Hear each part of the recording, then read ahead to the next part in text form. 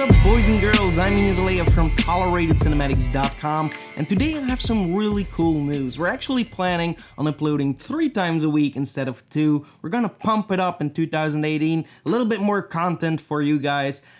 So yeah, we'll learn all together a little bit more and then a little bit more frequent and try to improve the quality, of course. And we're also going to start doing motion graphic Mondays, which will include everything motion graphic related, such as intros, lower thirds, and stuff like that, using Adobe After Effects most of the time. And on Wednesdays we will be doing random uploads depending on what the subject of that video is at that moment. And then on Fridays we're going to be doing Filmmaking Fridays, which is a pretty cool name if you ask me. We're going to be covering everything filmmaking related, so that can be filmmaking itself, tips and tricks, camera gear, editing tips and tricks, visual effects, everything that has to do with filmmaking will be covered on Fridays. Alright, so without further ado, today it's the first Filmmaking Friday and it's going to be pretty basic, but today we're going to see how to remove several things from your shot. If your shot has movement in it, how to remove an object. We're going to see 2 different methods on this. One is a simpler method that is really easy to do if you have a simpler removal in your scene. Now we're going to look at a pretty advanced method on how to remove objects in your scene and how to replace objects in your scene when there's a lot of movement going on with the camera. So we're going to take a look at 2 different methods. Of course, if you're going to be following the instructions of this tutorial correctly, it should be no problem for you to follow along depending on your skill level. Alright, so I actually prepared 2 files with the link in the description. You can go ahead and download them so you can follow along with this tutorial using the exact same footage as I have. So let's jump into it.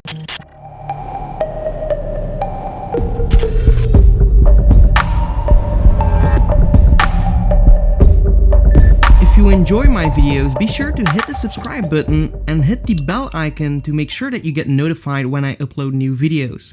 Alright, here we are in Adobe After Effects, and the first thing that I will do is go to the project manager right here and import my video files. Again, you can download these with the link in the description so you can follow along with the exact same footage right here. So I will import that and then I will select both of these files and just drag them onto a new composition. Here I'm going to select multiple compositions and click OK. That will put each of these videos in an individual composition. Open up the outdoor scene first, and this is actually a rather simple removal that we're going to do right here. So as you can see, the shot isn't perfectly clear, but it's just as demonstration, so it doesn't really matter. We have these cars in the background here. We want to remove those in our shot, and as you can see, our shot actually moves pretty much, but as you can see in the background, it's pretty far away, so that means it doesn't really have any perspective changes. It doesn't rotate in 3D, so it's just a position that is moving and a little bit of the rotation of the camera angle, but apart from that it stays rather 2D. So in this case you can do your removals in Adobe After Effects itself. So we go to the beginning of our frame and click on our video file.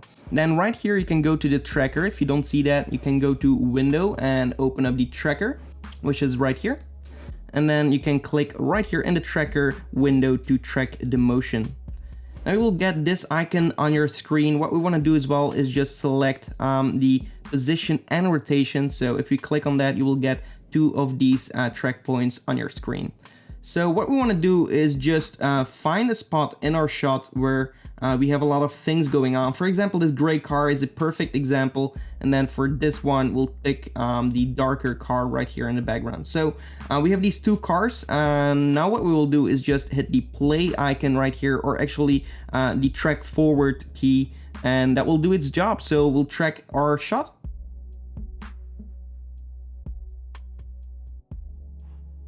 It's really important that you find a spot that has a lot of contrast, a lot of things going on, because if you're going to select a solid surface, the tracker won't have enough information to look at on where to track that point to. So right here we can see that the track has been done correctly and the cars are still in these squares, so that's perfect. What we'll do is create a new null object now. So right click, new null object, and we'll hit the return key on our keyboard and just rename this to track data. Okay. Go back to the tracker window and select edit target, and make sure that the track data is selected right here. You can select that right here and click OK. Okay, and now you click apply right here. Apply it for the X and Y and click OK. What that will do is it will apply all the data from our track to the null object. And as you can see right here, we have a bunch of keyframes that actually includes the position of the null to keep it exactly in place. And you can actually see the null object stays perfectly in place right here. Okay, so we can close everything down, and now what we will do is select our video, and we'll go to edit and duplicate our video, then right click on our video at the end or at the beginning. Let's take the beginning of our composition, right click, time, and freeze the frame. Now we actually have a still of the entire shot. It's really important that you find a spot in your video, depending on the video you're using, where you have as much information of your shot to do the removal. And then afterwards you can start your track from there. Before we continue this video, I would like to present you our website designed for filmmakers and video editors to improve their workflow. We offer templates, presets, high quality pre-made packs, soundscapes, essential graphics, and much more. If you don't have time to create something of your own, or you just want to speed up your workflow, definitely check out our website with the link in the description below. Let's say we start from the beginning. We must make sure that our time scrubber actually stays at the beginning of our keyframe of our timeline. So we'll double click this. This will open up a new tab, a layer. So we'll go individually in that layer. We can actually delete all the track info. So we'll press U on the keyboard and just delete this tracking information. Now let's zoom in on our shot a little bit and go to our clone stamp tool, which is right here. Click on it, and then we'll have a brush which you can resize right here, make it a little bit smaller. And there we go, maybe even smaller. Okay, perfect. Now we'll hold Alt on the keyboard and select a sample location to take our information from. So for example, I'll start and sample it here by holding Alt and clicking on the left mouse button, and then we'll just start like painting over these cars like this. And we can also click over here and maybe replace it a little bit. I'm just going to do it very roughly. If you want more detail, you spend more time. It's quite obvious, but in this tutorial, it's just a demonstration. We already don't see that car anymore. Then right over here, we can also start removing a little bit of that car.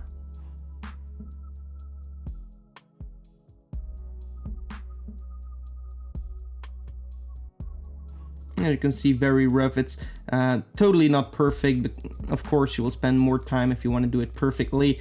But there we go, it's pretty far away, so we'll never realize it.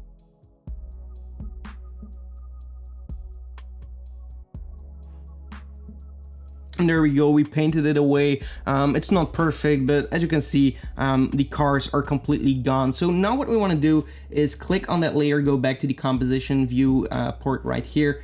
So we have our location here. What we want to do is go to layer and pre-compose that shot, and we'll rename this to clone removal, for example, and we'll click OK. And then what we want to do is just go to the pen tool, zoom in a little bit, and just draw this part out of the shot. Okay, perfect. Let's press F on the keyboard to feather it a little bit. So feather it out so you don't actually see the seams depending on the light situation that could change. So that will just fix it a little bit. So now what I want to do is pick the pick whip tool and just select and just drag it over the track data null, and that's going to take the information of the track data null, and it's now going to be parented. It's going to move along with the null object. So if we're going to preview this, we can see that it's sticking into place, and it's doing a perfect job actually, because it's so far away. It doesn't change in 3D perspective, which is really important, else it won't work, because this is just a 2D plugin from within After Effects. So this is really for basic stuff like this, far away, or if you have simple removals in the foreground that don't change in perspective.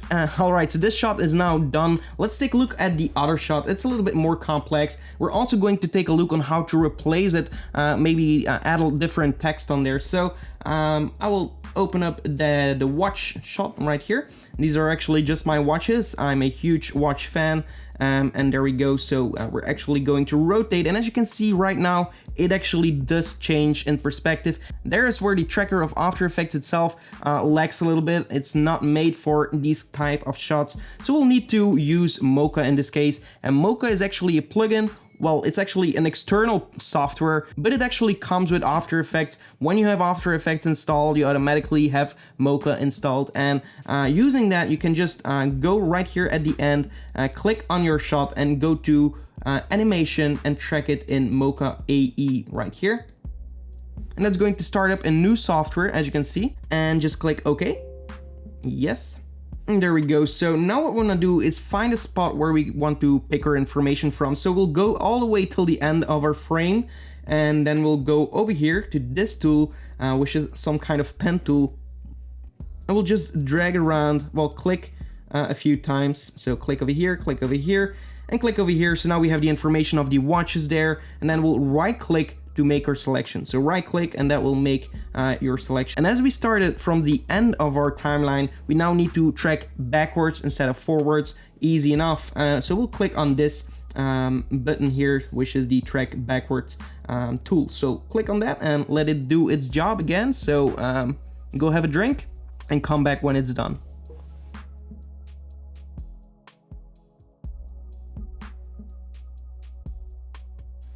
Alright, so now really important is go back to the frame where you actually started this track, or actually where you have the most information in your shot, which in this case is at the back, at the end of our frame, because right here it's actually straight at the camera, so we have the most information to do our removal.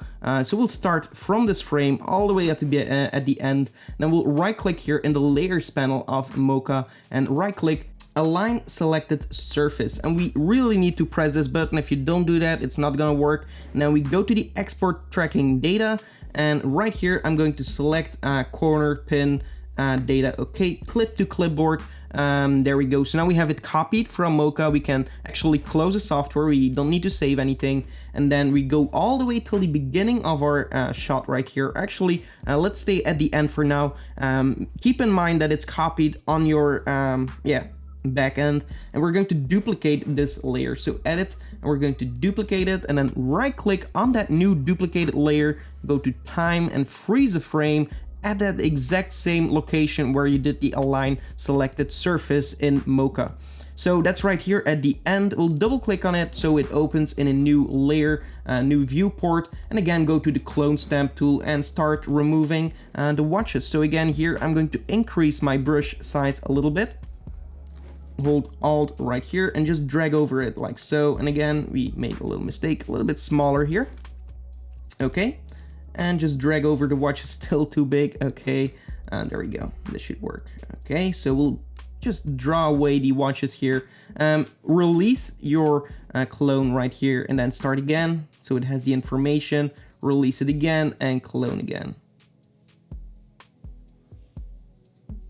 Okay, so now the text is completely erased. What we want to do is actually close this, open it up, and go to the cloner right here. We actually see these 3 layers of cloners. So we'll select the first layer, hold shift, and select the last layer right here. And as you can see in your layers, this is actually your cloner, but because it's actually going backwards, we need to extend the cloner backwards. The cloner actually only predicts in the future and the moving forward, so we actually need to extend it all the way backward. So this is extended over the entire timeline like so. So now if we're going to look, everything is erased right here. So go to the composition again, and I will click on that layer and go to layer, pre-compose this shot, and we'll move all the attributes into a new composition. And this is going to be our cloner erased text, for example, and then click OK. All right, so once you have pre-composed this entire shot, what we want to do is actually just key out the part where the text was supposed to be. So we'll create a new mask tool like that, and then press F on the keyboard and just increase it a little bit, so we have it covered with a little bit of feather to change it a little bit. So now go all the way till the beginning, and actually we're going to pre-compose it one more time with this mask included. So go to layer, pre-composed, and then masked removal, and then click OK. And now what we want to do is take that information from Mocha that is still copied. We're going to paste that onto this shot, but it's really important that you're all the way at the beginning of your timeline. So go to edit and paste it like so, and there we go. As you can see, it's going to be moving all the way along. Perfect. we can see a little bit of color change right here, and also it's a little bit more blurred at the beginning than at the end. Right here it's perfectly sharp, and right here it's kind of blurry. So what we will do is do a little bit of a few adjustments to make it look as good as possible. So what I will do is first I will go to Effect, Blur and Sharpen, and add a Gaussian blur. And we'll click on the stopwatch right here for Gaussian blur, so we create a new keyframe. Press U on the keyboard to reveal that keyframe in your timeline, and drag that keyframe all the way till the end. Holding shift, it will snap to the end. And then right here at the beginning, I want to increase that until it actually is equally as blurred as the background, or kind of eyeball it. So now we have that kind of animation going on, so it's actually blurred at the beginning and sharp at the end. Then also what we want to do is click on that again and go to Effects, Color Correction, and we want to add some curves. We're also going to click on the stopwatch for the curves and then press U on the keyboard again, so we actually see that keyframe in the timeline. We want to move that keyframe also all the way till the end actually, and that's where it's actually doing no effect. And then we want to go all the way till the beginning and actually do a few adjustments in the curve. So I'm going to take this down to make it a little bit darker, and as we can see, we need to include a little bit more orange kind of tones. So I will go to the blue channel and I will take away some blues, which will make it a little bit more orange. Now we also are going to take away a few of the greens, so go to the green channel and see what that does. Okay, that's looking a little bit better. Not too much, of course. And I actually go back to the RGB. I think I made it a little bit too dark, so make it a little bit brighter. And now we're actually starting to see that it's kind of blending together. So in the red channel, maybe pump it up just a slight touch. And that's, now that's without the curves adjustment, and this is with the curves adjustment. I think it looks quite okay. Maybe you can do a better job, but yeah, again, take more time for it. Maybe here in the beginning, well, in the middle, you also want to increase the red tones a little bit. So, and there we go. So we now have this kind of animation. You can also go and maybe add a photo filter. So we'll go to Effects, Color Correction, Photo Filter right here. And yeah, make it a little bit brighter. Okay, so this is really blending it in my opinion. And there we go, without and with. Perfect. So we'll go and lower it just a little bit more, and then click on the stopwatch also, and then at the end we actually want to reset it to 0. So now we have this kind of color animation, and as you can see, you can barely notice any difference. So now what we want to do is maybe add a text in there or replace it with text. So what we'll do is open it up, and we're actually going to add some text in here. So what I will do is press M on the keyboard to remove that mask. So we're going right over here in the mask and click None, so we actually see the entire shot. Then go to your text tool and write watches in a different font, for example. Make it a little bit bigger. Okay. And now what I want to do is actually make it 3D, so we can actually kind of eyeball the perspective here. So we're going to press W on the keyboard to do the rotation. You can also go to the rotation tool right here, and then press V on the keyboard for the selection tool. You can move everything around. So that's basically it. I think that looks okay here. Okay, and then we'll go to Effect and Generate and Fill. And then go to your color, and with your pipette tool, you can actually select a black color within the scene. This is going to pick a like, as you can see, it's going to pick a different kind of black than you would probably do. It's going to take a warmer kind of black, which is the real black from in that shot. So we'll click OK. We can press T on the keyboard, lower the opacity to something like 90, so it blends in a little bit better. Maybe go to Effect, Blur and Sharpen, Gaussian blur, and we can do a 1% blur or a 2% blur, so it blends in a little bit better. And then go all the way back to your composition, and now you will see if we're going to preview that. Of course, you have to re-enable your mask, so we'll go again, add in the mask, and then as you can see, we now have our text on our box just like this. Pretty cool. Alright, so that's it for this video. I hope you liked it. If you did, give this video a like. Also subscribe to the channel for more, and also definitely check out our website. We have a bunch to offer for filmmakers, and it does help support the channel to create better and more often content. So I'll see you in the next one. Goodbye.